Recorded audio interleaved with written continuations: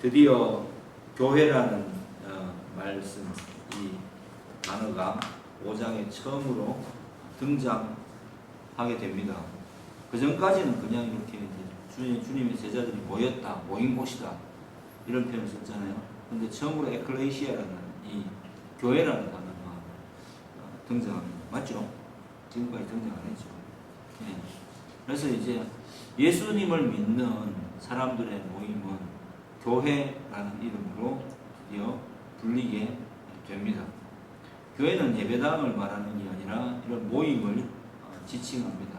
이 교회 안에는 교회가 설 때 또 하나님의 어떤 역사가 이루어질 때는 구약에서도 여러 번 등장하지만 하나님께서 기준을 딱 세우십니다.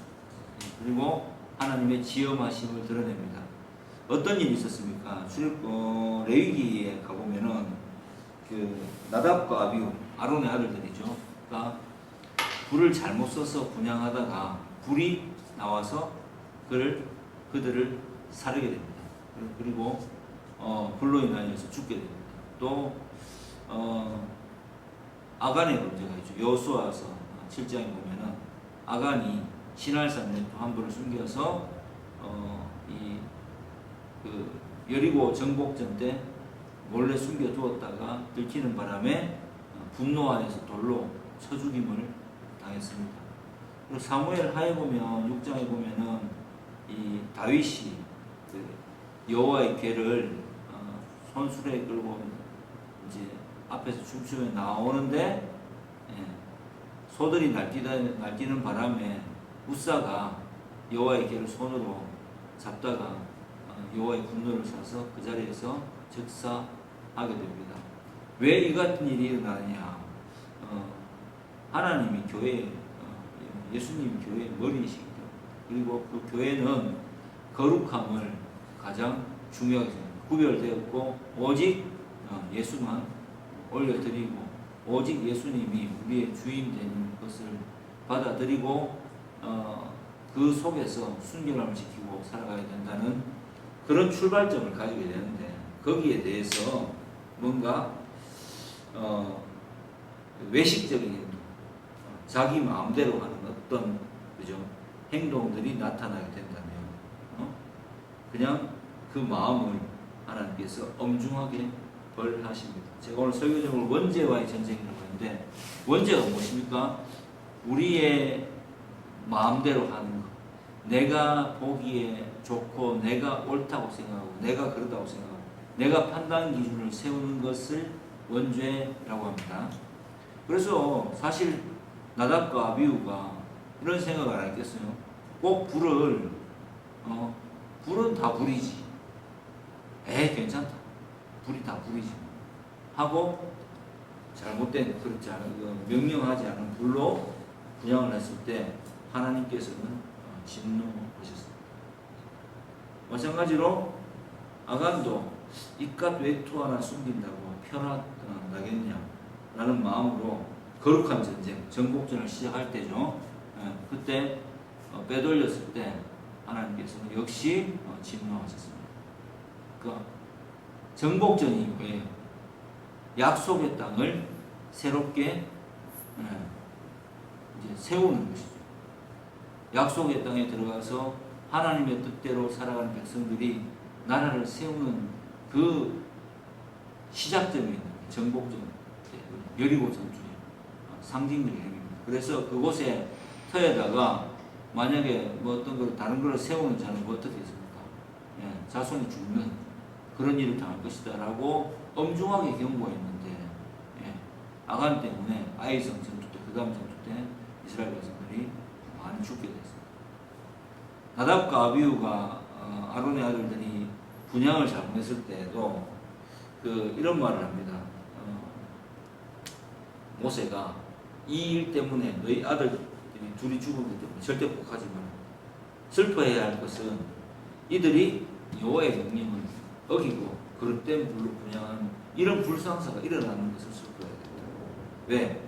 율법이 그때 세워지고 하나님 뜻대로 제사장을 세우고 마땅히 그 법대로 거룩함을 유지하고 제사를 드려야 한다는 것에 대해서 이들이 소홀히 했기 때문에 그런 일을 당했던 것입니다. 뭐 베레스 우사도 마찬가지죠. 베레스 우사도 마찬가지죠. 우사도 괴가 땅에 그 거룩한 괴가 땅에 떨어지려고 하니까 그때 떨어지지 않게 하려고 하면 붙잡은 것밖에 없었을 텐데 죽은 거예요. 하나님이 진노하셨다 이렇게 표현합니다. 왜 그렇습니까? 여호와의 괴는 그것도 함부로 만지지 못하고 옆에 그 레위인들이 줄을 깨워서 매는 레위인들이 따로 있었고 그 성소 안에 있었고 아무도 함부로 그 괴를 만질 수 있는 그 권한은 다른 일반 백성들에게는 없었습니다. 그런 법을 하나님께서 정하신 거예요. 마찬가지잖아요. 창세기에도 그 동산 모든 곳에 있는 나무의 실과는 먹되 선악을 알게 하는 저 나무는 얘 열매는 먹지 말아라고 하셨잖아요. 그런데 사탄은 유혹을 했고 결정은 하와가 했고 결정은 또한 아담이 동참하는 결정을 내린 결과 우리가 죽음이라는 것을 맛보게 되고 원죄의 대가를 치르고 있지 않습니까? 그러니까 성경에서 말하는 선이라는 것은 하나님이 원하시는 것, 하나님이 선이십니다. 성경이 말하는 악이라는 것은 하나님께서 원하시지 않는 모든 것을 악이라고 합니다. 그리고 어떤 중대한 그 선택한 백성들을 시작점에서 했을 때 율법을 세우고 그죠? 제사를 예배법을 제정했을 때 레위기가 그거잖아요. 모세사 정책이. 두 번째는 뭡니까? 그 정복절을 시작합니다. 또 세 번째 우사 사건은 비로소 이 다윗의 왕가로 하나님 세우신 왕가로 이제 성전을 세우기 직전에 물론 다윗 때는 못 세웠죠. 솔로몬 때 하나님께서 허락하셔서 성전을 지을 수 있었습니다. 어떤 개혁과 혁신이 일어날 때 하나님 원하신 뜻대로 나아갈 때는 필수적으로 이 백성들에게 교회의 정결성을 지키기 위해서 하나님께서 어떤 표적을 보여주십니다. 물론 이거는 좀 부정적인 표적이겠죠. 하나님을 경외하라는 뜻의 표적입니다.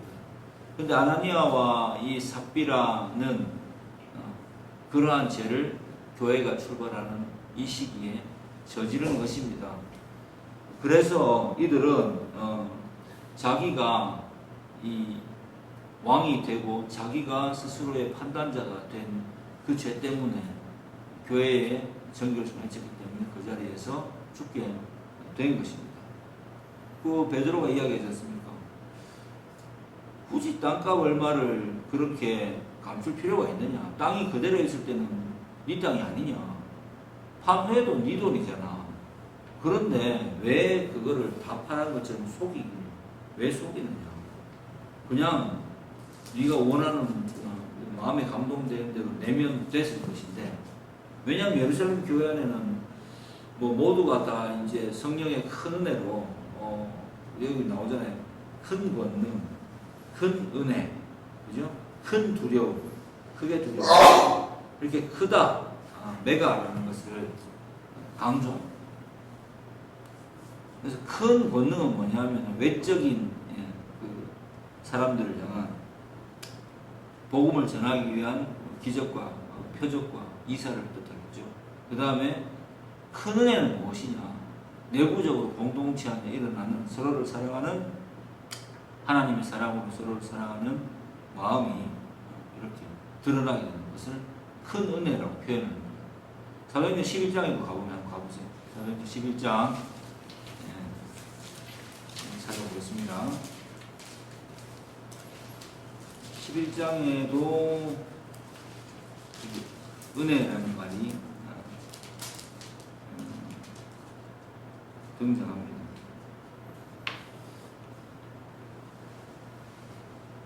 어, 23절에 보면은 22절부터 보면 예루살렘 교회가 이 사람들의 소문을 듣고 바나바를 안디옥까지 보내니 그가 이르러 하나님의 은혜를 보고 기뻐하며 모든 사람에게 굳건한 마음으로 주와 함께 머물러 있었구나.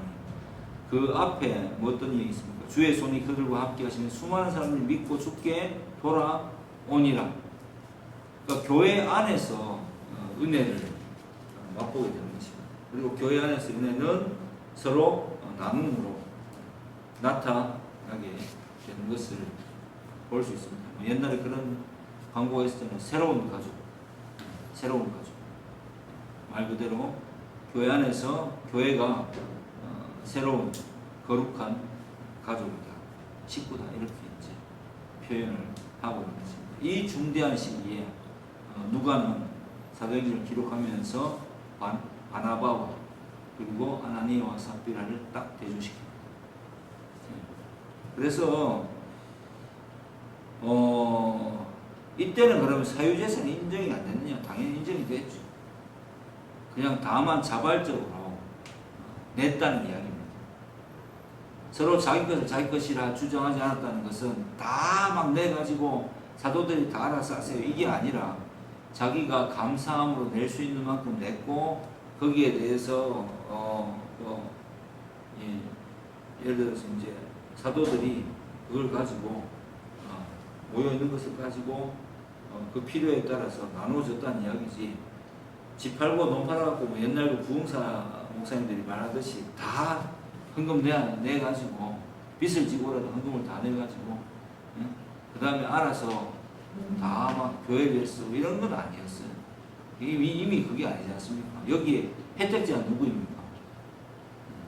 교회에 없는 사람. 이걸 집행하다 보니까 이제 어떻게 됩니까? 뭔가 명확한 기준을 세우기 위해서 등장하는 사람이 누구예요? 7, 7 집사가 등장합니다. 직분으로서. 그래서 교회의 구제를 담당하고, 왜? 사도들이 이 일을 하기에는 복음을 전하고 말씀을 전하는 일에도 힘들었단 말입니다. 그래서 전담해서 이 재정을 집행하고, 전담해서 공평하게 분배하고 돌아보는 역할을 한 사람들이 뭡니까? 7 집사입니다. 자, 그렇게 이제 본문을 볼 수 있겠죠. 그래서 오늘 제가 설교의 제목을 뭐라고 붙였습니까? 원죄와의 전쟁입니다. 사실 아나니와 삽비라에게 아무도 다 바치라고 말한 게 없었습니다.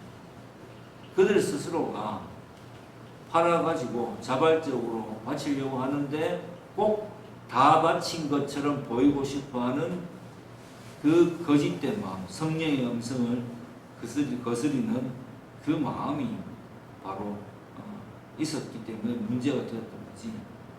다 안 바쳤다고 하나님이 벌하시는 건 아니에요. 맞죠? 왜? 이런 행동이 앞으로 교회를 기만하고, 그리고 다 바친 척 하면서 뭔가 불순한 목적을 가지고 이 교회 공동체에서 문제를 일으킬 가능성이 있는 것에 대해서 이제 시작점에서 하나님께서 굉장히 중대하게 다루고 계시는 것을 볼 수가 있는 것입니다. 그게 바로 이 사건의 의의입니다. 자, 그래서 어떤 일이 일어났습니까? 큰 권능도 있었고, 기적과 표사가 일어나니까. 그 다음에 또 큰 은혜도 있었고, 나눔이 있었고, 또 11절에 보니까 뭐라고 되어 있습니까? 온 교회와 이 일을 듣는 사람들도 크게 큰 두려움이, 경외함이 있었다. 왜? 어떤 경외함입니까? 존경하고 두려워하는 거죠. 하나님이 교회를 움직이시는 거예요. 예수님이 진짜 하나님이 맞구나. 그 정결성을 해치는 것은 마치 율법을 어겨서 그죠?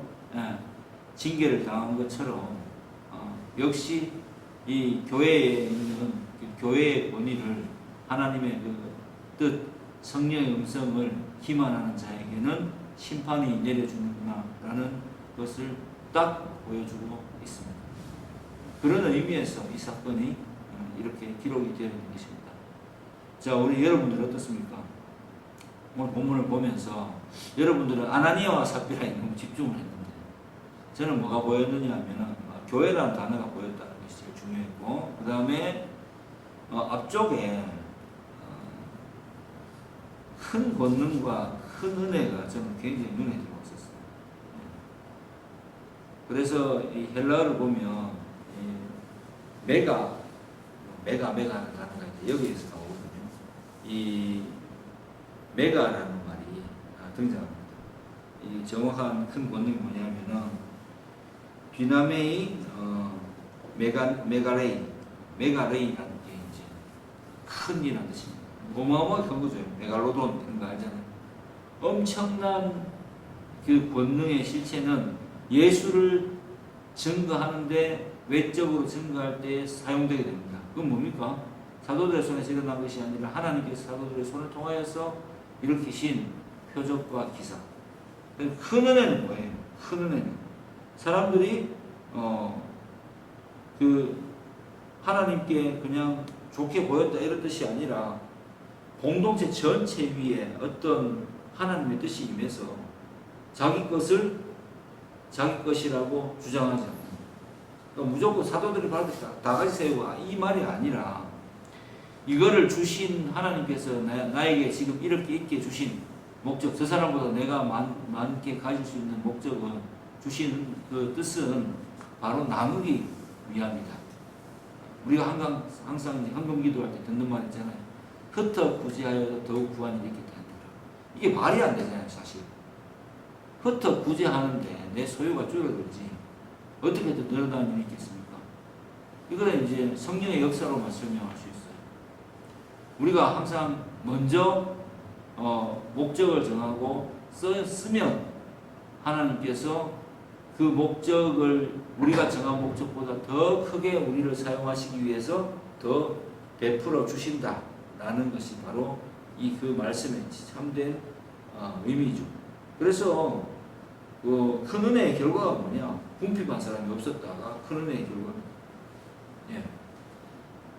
우리 교회도 처음부터 그렇게 개척 이후부터도 이 일을 부지런히 교회 안에서 제가 해보자고 많이 이야기했습니다. 왜냐하면 교회 밖에 가가지고 막 그 사회단체에 기부하는 게 교회가 해야 될 일이 아니라 진짜 첫 번째 구제가 일어나야 되는 것은 우리 교회 구성원들을 돌아보는 것에서부터 시작해야 됩니다. 그리고 면밀하게 돌아보고 그 어려움이 없도록 최대한 내가 각 사람들이 감동하는 대로 자발적인 나눔이 일어나는 것. 그게 정상적인 교회죠.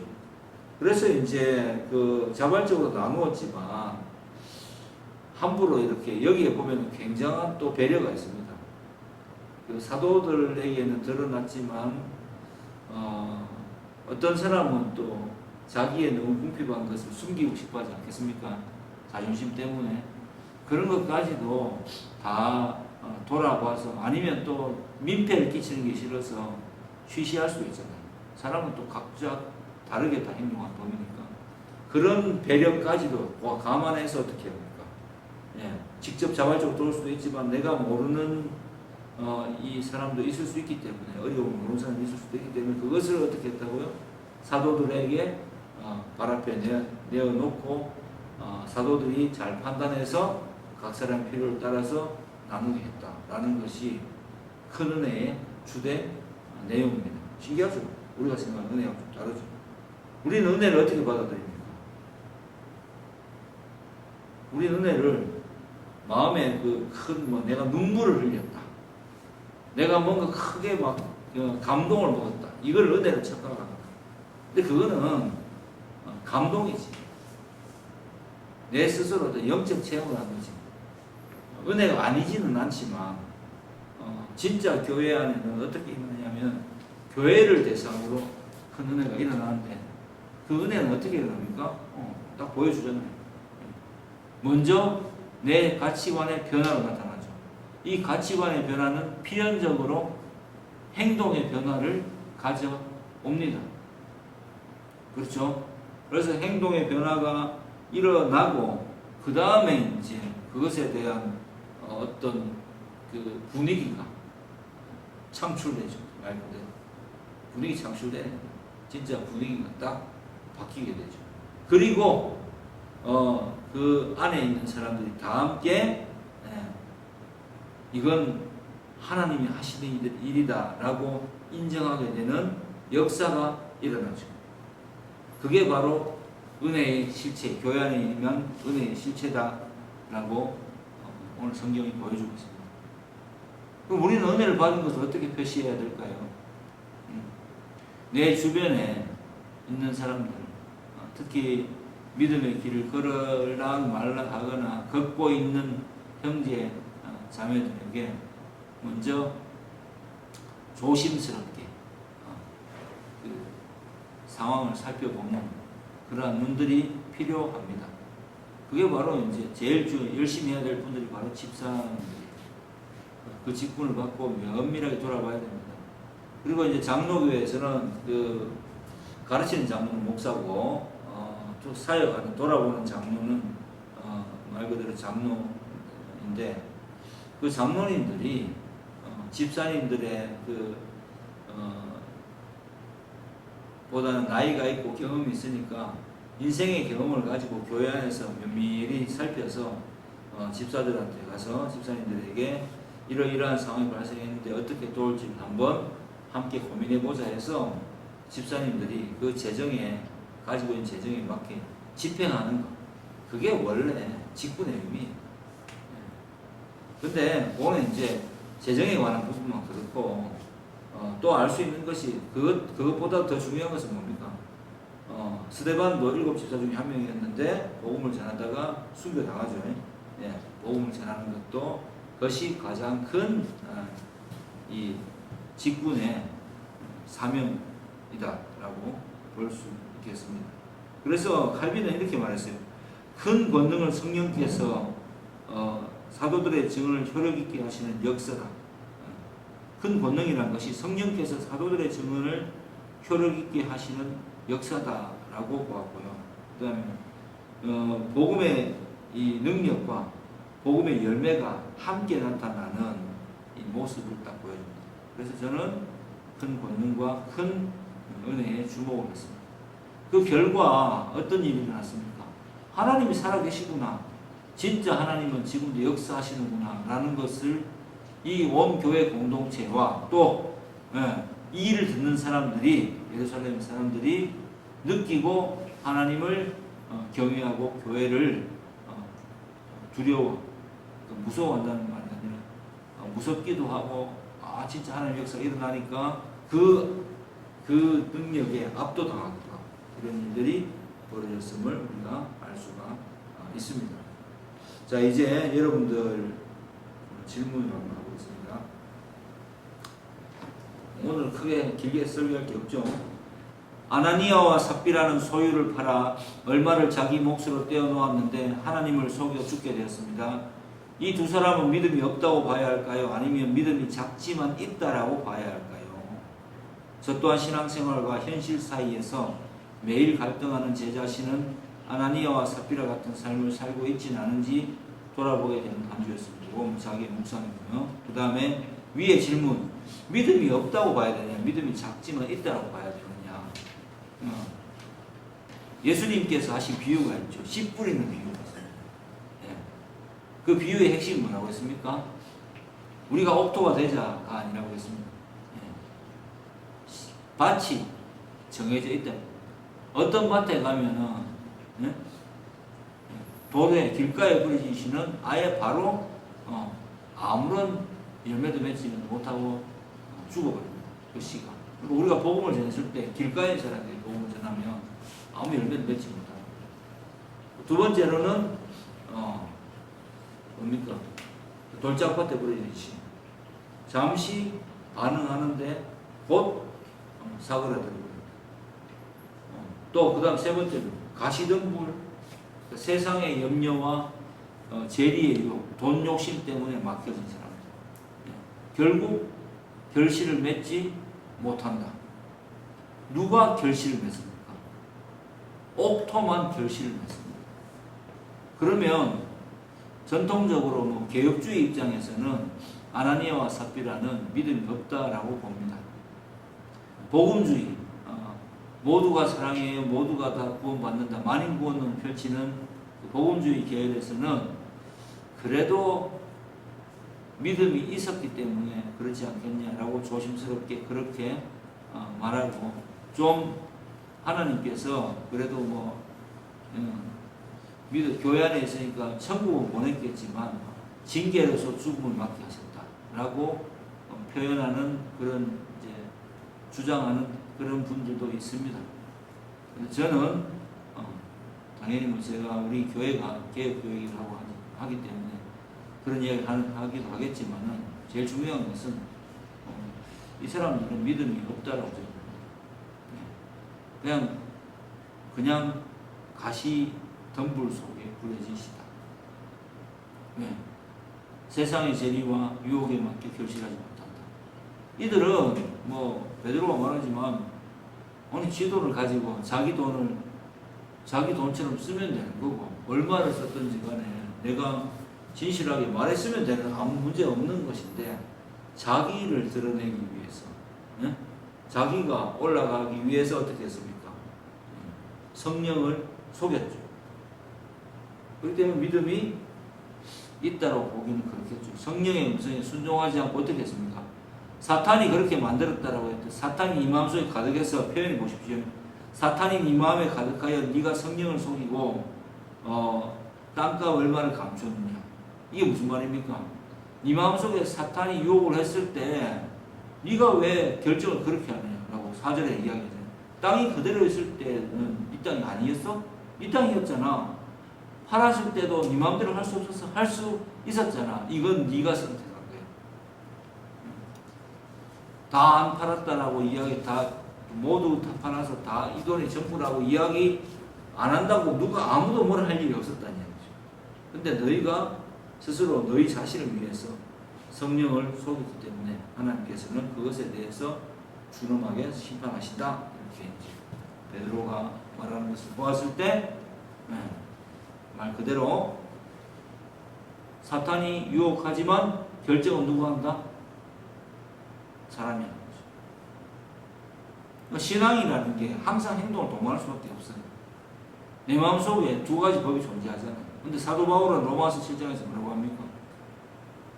죄의 법이 막 사로잡아 오는 것을 보면서 하지만 성령의 법에 성령의 음성에 귀를 기울이면서 임으로써 모든 올무를 벗어 던지게 되었다라고 고백하고 있습니다.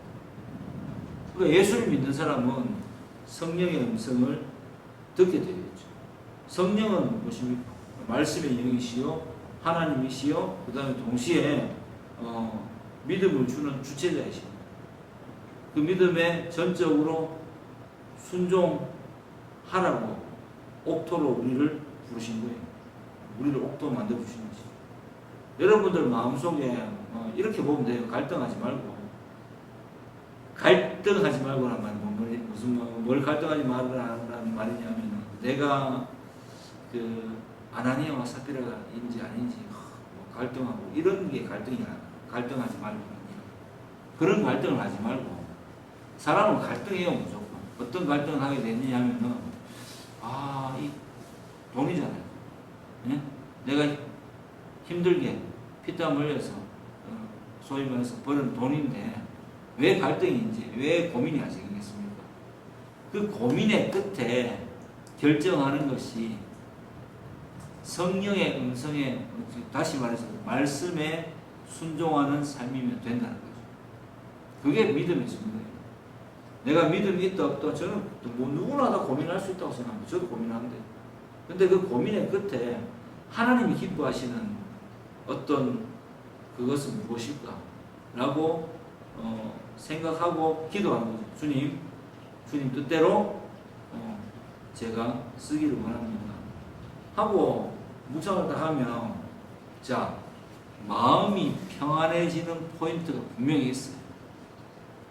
헌금을 할 때도 마찬가지잖아요. 마음이 평안해지는 어떤 적정 금액이 분명히 있어요. 그것이 내 생각과 다를 때가 많거든요. 그런데 이상하게 어떤 액수를 생각하면 마음이 평안하고 내가 합리적으로 생각했는 그 어떤 액수는 마음이 불편해. 그게 모두가 될 수 있고 전부가 될 수 있고 그게 좀 60%가 될 수도 있고 그게 40%가 될 수도 있고 모르겠어요.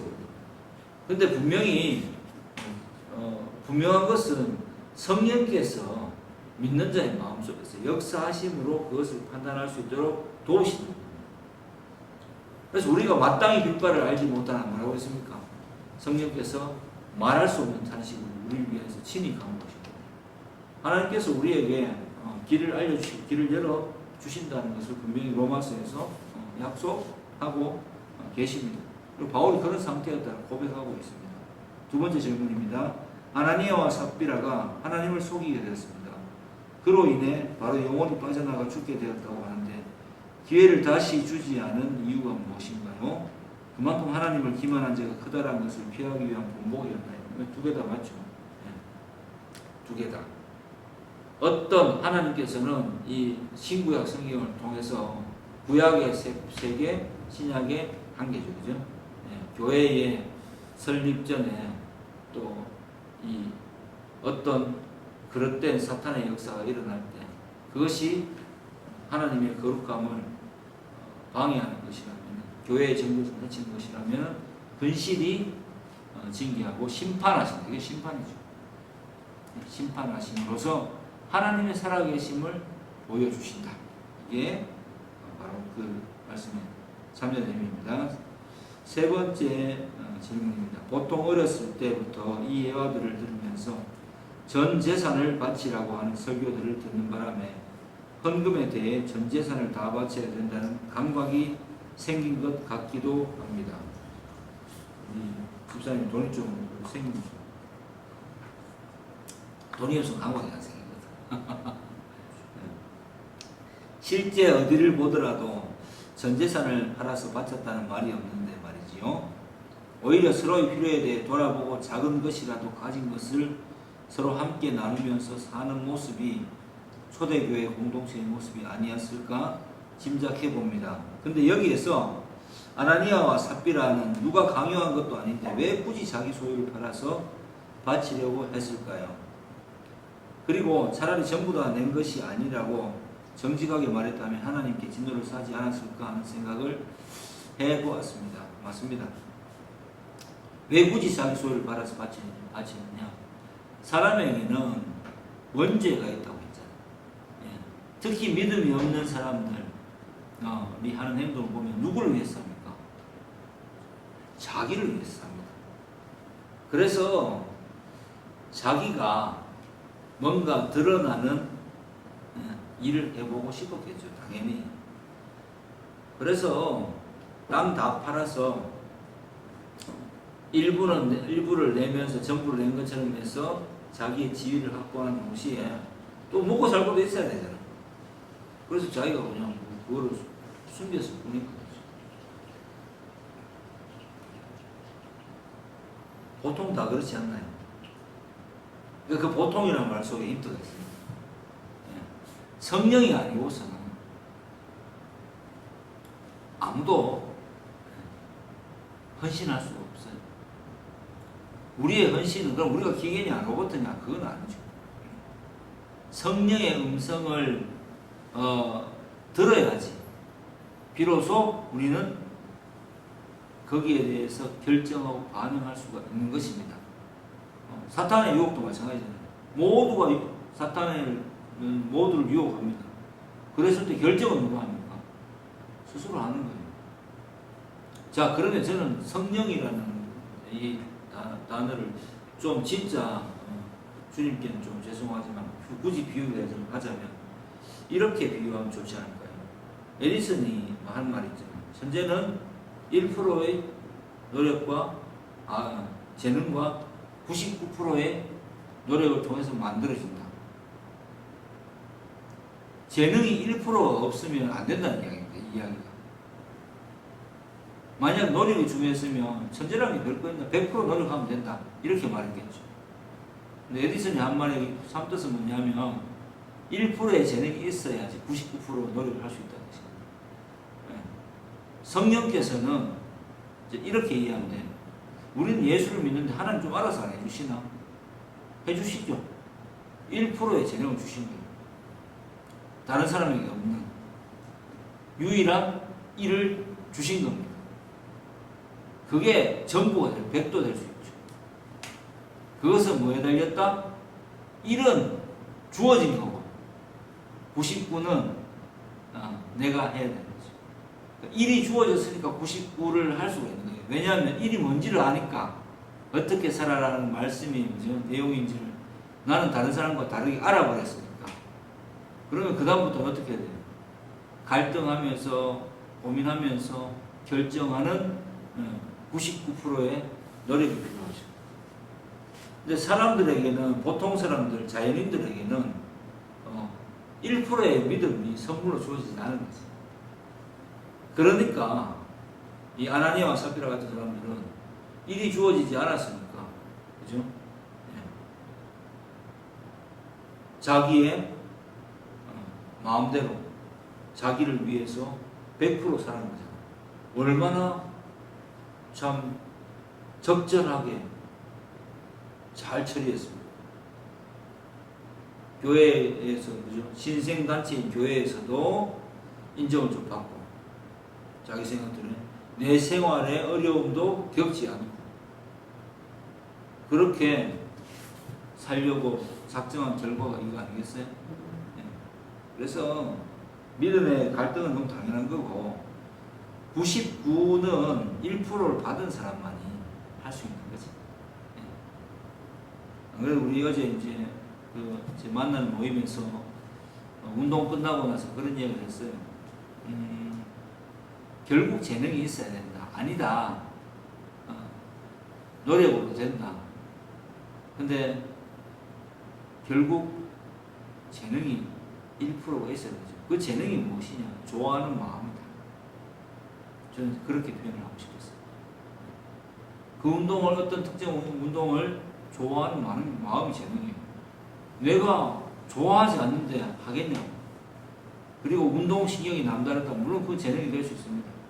그런데 우리 동호인 세계에서는 좋아하는 마음과 해보고자 하는 거죠. 그 머리가 계속 궁금증이 있으면 결국은 어느 선까지는 다 따라가거든요. 그 재능의 영역이라는 것은 선수들 간에 가면 좀 달라지는 거죠. 동호인 사회에서는 저는 충분히 가능하다고 말을 해줬어요. 물론 동의를 못 받았습니다. 그런데 어쨌든 그래도 재능이 필요하지 않냐. 이제 약간 보는 게 관점이라는 거죠. 그분들은 선수의 재능 이야기입니다. 저는 동호인의 운동이라는 것에 대해서 한번 이야기해보고, 어쨌든 그 재능이 없으면, 관심이 없으면 하겠습니까? 그래서 관심이 보편적으로는 재능이다. 그 다음에 관심을 가지고 시도를 안 해보면은 절대로 그것을 결실을 맺지 못한다. 대부분의 사람들이 그 유튜브를 보면서 자기가 안다라고 생각하고 적거든요. 근데 뇌과학자, 제가 또 뇌과학자 얘기해요. 뇌과학자들이 하는 이야기가 있잖아요. 진짜 공부한다는 것은 무엇이냐. 내가 어떤 걸 봤어. 그리고 책을 덮고 내가 아는 바를 가르쳐 보는 거지. 써와야 돼. 그래서 이게 매끄럽게 연결이 안 되면 그 안 되는 부분만 책을 다시 봐야 되는데, 어떤 사람들은 또 처음부터 끝까지 본다는 거예요. 그러면 전혀 뇌가 그것을 인지를 못한다. 그러니까 틀린 부분만 다시 보고 다시 복기하고, 그렇게 해서 그 제대로 된 것을 남들에게 설명할 수 있을 때 비로소 뭐가 된다? 제대로 된 공부가 되었다라고 말을 합니다.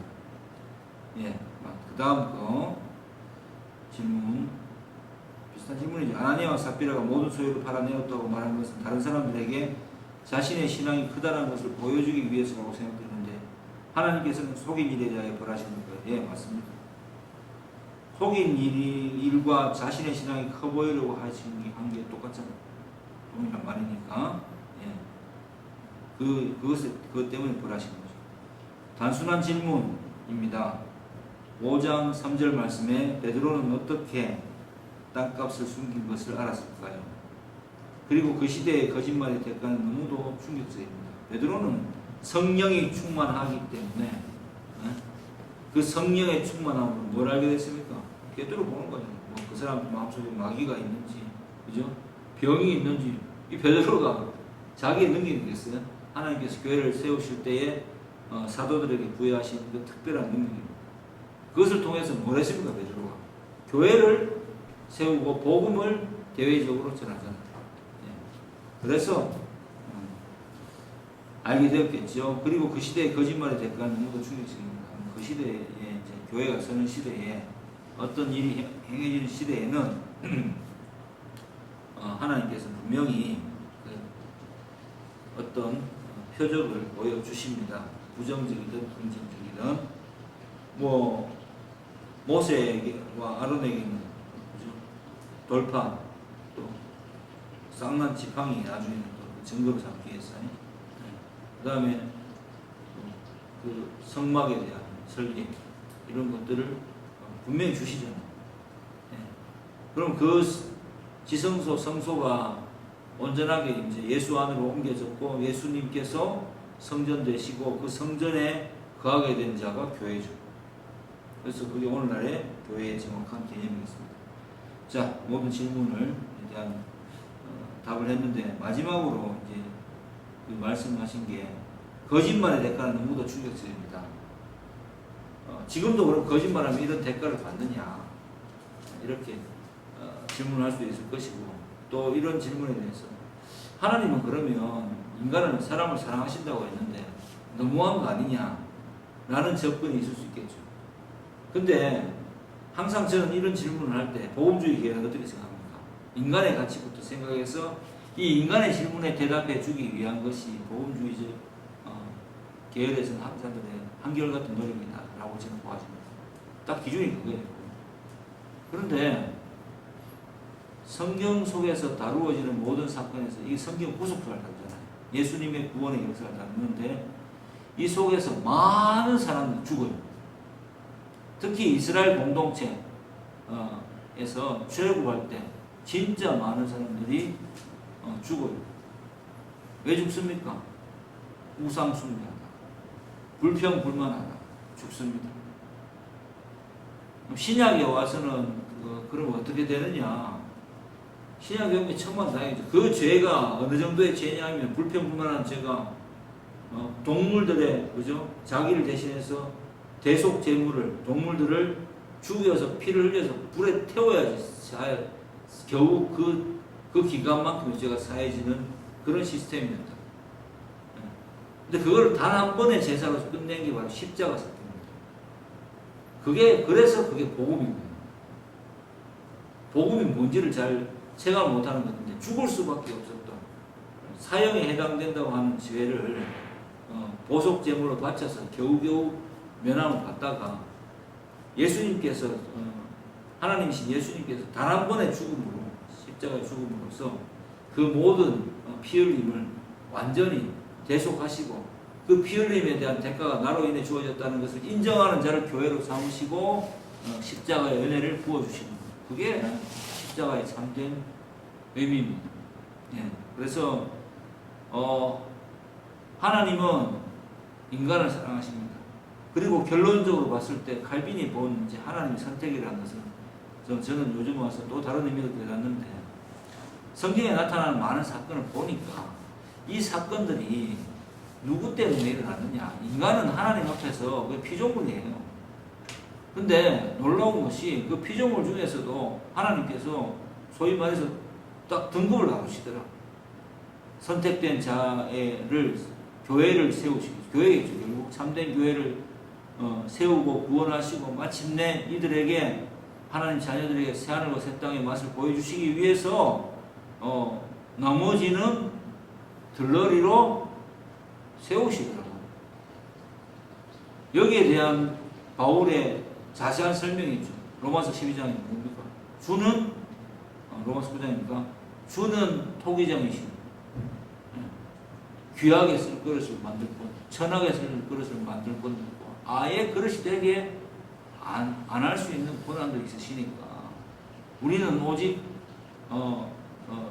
토기장이 나는 그럼 왜 귀하게 쓴 그릇을 만들었단 말입니까? 하나님 왜 나를 귀하게 여기세요? 라고 반문할 수 있느냐는 거죠. 오직 뭐만 있어야 되겠습니까? 감사만 있을 뿐인 거죠. 안 그렇습니까? 우리가 다 같이 물에 빠져서 죽어가는데, 그죠? 한 사람밖에 이렇게 살릴 수 없는 보트가 있어. 그럼 그 보트의 선주의 마음인 것이 살리고 죽이고. 근데 나를 살렸어. 그러면은 왜 나를 살렸냐고, 저 옆에 있는 사람을 살리지라고 말하는 그런 이야기를 선주가 들으면 어떤 마음이 들겠어요? 선주 입장에서. 그리고 살아난 사람이 과연 인간이라는 존재가 빠진 사람들 때문에 아쉬워하면서 저 사람들이 살고 내가 죽었어야 됐다라고 영화에서 그런 말 할 수 있는 사람 과연 있을까요? 없습니다. 없습니다. 그게 성경이 말하는 인간의 참모습입니다. 그런데 그 속에서 그런 마음을 가지게끔 만드신 사람들이 있었으니 그게 바로 누구입니까? 교회입니다. 그래서 교회는 굉장히 특별한 겁니다. 그래서 교회를 위해서 예수님께서 십자가를 지시고 죽으시고 죄를 사해 주셨고 또 부활하심으로써 교회의 미래를, 교회된 사람들의 미래를 딱 보여주시는 겁니다. 그만큼 교회는 하나님의 특별한 사랑이 담겨있는 공동체입니다. 이 교회를 또 위해서 하나님은 또 이렇게 교회 안에서 흔들 수 있는 자들에게 생길까봐 중대하게 표본을 딱 보여주십니다. 이 사람들이 제일 불쌍한 것 같아요. 인간적으로 보자면 돌로 쳐 죽인 사람들도 그죠? 그 중에 바울도 있었는데 옷을 맡아 두기까지 했는데 사도 바울은 또 하나님의 특별한 은혜를 어떻게 됐습니까? 이방의 사도가 되었잖아요. 주는 토기장이시는 거죠. 분명한 것은 이 사람들 어떻게 됐을까? 이 사람들이 뭐 죄는 무섭습니다. 이게 중요한 게 아니라 하나님께서 얼마나 현재 교회에 대한 나를 사랑하시는가에 대한 증거를 이 본문을 보면서 느낄 수 있게 되길 주의 축복합니다. 아멘. 네, 진짜 그 부분에 대해서 우리는 생각해야 돼요. 자꾸 내가 아닌 타인에 대해서 내가 막 신경을 곤두세우는 이상한 그 박애주의 정신을 신앙이라고 착각하지 마시고 철저하게 말씀 앞에서 죽을 수도 있을 밖에 없었는데 지금 현재 내가 살아있잖아요. 그리고 내가 말씀을 듣고 그 말씀 때문에 고민하고 있잖아요. 그런 나를 위해서 이런 사건이 벌어진 거예요. 십자가, 심판도 일어난 거예요. 노아 홍수 때 노아가 살아났기 때문에 그러면 노아가 그러면 지상에 있는 모든 사람을 죽이는 게 이게 되겠습니까? 하나님 조금만 좀 살려주시면 안 되겠습니까? 라고 할 수는 있었겠지만 그죠? 심판자가 심판을 하신다는데 그리고 심판이 일어나고 나서 살아난 자기들에 대해서 어떻게 했습니까? 제사를 드렸잖아요. 감사를 올려줬어요. 너무 당연한 거 아니겠어요? 그게 바로 여러분이다. 나다. 이렇게 생각하시고 또 일주일 동안도 하나님의 은혜 안에서 야 나는 정말 대단한 사람이구나 라고 고백하면서 주님께 영광과 찬양을 드리는 한 주일 되기를 주의 이름으로 축복합니다.